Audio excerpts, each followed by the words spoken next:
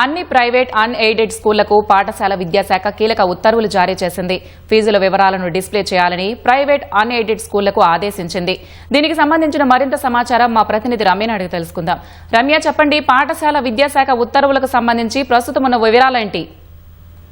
కొద్దిసేపటి క్రితమే పాఠశాల విద్యాశాఖ ఉత్తర్వులు జారీ చేయడం జరిగింది. దీనికి సంబంధించి అయితే school education director Naveen Nicholas ఈ యొక్క ఆదేశాలను విడుదల చేయడం జరిగింది. అయితే ఇందులో ప్రధానంగా చూసినట్లయితే కనుక జిల్లా విద్యాశాఖ అధికారులకి చాలా స్పష్టంగా తమ పరిధిలో ఉన్నటువంటి ప్రభుత్వ ప్రైవేట్ అన్ఎయిడెడ్ పాఠశాలలు ఏవైతే ఉన్నాయో వాటన్నిటికి సంబంధించినటువంటి ఫీజుల స్ట్రక్చర్, అంటే ఈ ఫీజులను ఎలా నిర్ణయించారు, ఎంతవరకు నిర్ణయించారు, ఆ పాఠశాలకు సంబంధించి ఫీజుల నిర్ణయం విషయంలో గవర్నింగ్ బాడీ తీసుకున్నటువంటి నిర్ణయాలకు సంబంధించినటువంటి ఆ యొక్క ఏవైతే డాక్యుమెంటేషన్ ఉంటుందో ఆ డాక్యుమెంట్స్ ఏంటి, వాటికి సంబంధించినటువంటి పూర్తి వివరాలని పాఠశాల విద్యాశాఖకు సంబంధించినటువంటి వెబ్సైట్ లో కూడా పొందుపరచాలని చెప్పి, మరి ముఖ్యంగా చాలా కాలంగా ప్రైవేట్ పాఠశాలకు సంబంధించినటువంటి ఫీజుల విషయంలో ఒక బహిరంగంగానే చర్చ జరుగుతున్నట్టు తల్లిదండ్రులు సైతం అనేక మార్లు ప్రభుత్వం దృష్టికి తీసుకెళ్లినటువంటి సందర్భం ఉంది. ఎందుకంటే ప్రైవేట్ పాఠశాలలు ఇష్టారాజ్యంగా దోపిడీ చేస్తున్నా అనేది ఎన్నో సంవత్సరాలుగా అటు తల్లిదండ్రుల నుంచి వస్తున్నటువంటి ఫిర్యాదు. ఈ నేపథ్యంలోనే దీనిపైన కట్టడి చర్యలు చేపట్టాలని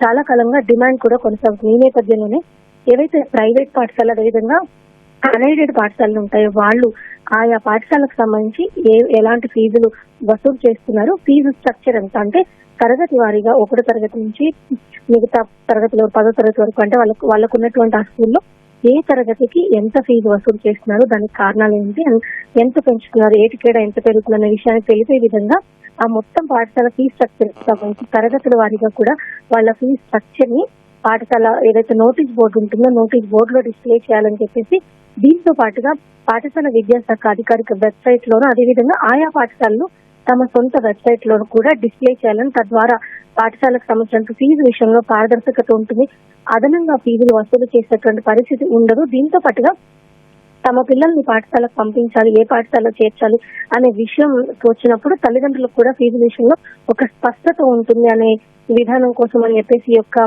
కొత్తగా ఈ నిబంధనలు తీసుకురావడం, ఈ యొక్క ఆదేశాలు ప్రభుత్వం జారీ చేసినట్టుగా తెలిసి, అయితే ఏవైతే పాఠశాలలు 2026-27 విద్యా సంవత్సరానికి సంబంధించి తమ ఫీజు స్ట్రక్చర్ ని డిస్ప్లే చేయకుండా ఉంటాయో ఆయా పాఠశాలకి షోకాజ్ నోటీసులు సైతం జారీ చేయాలని చెప్పేసి పాఠశాల విద్యాశాఖ స్పష్టంగా ఈ ఉత్తర్వుల్లో పేర్కొనడం జరిగింది.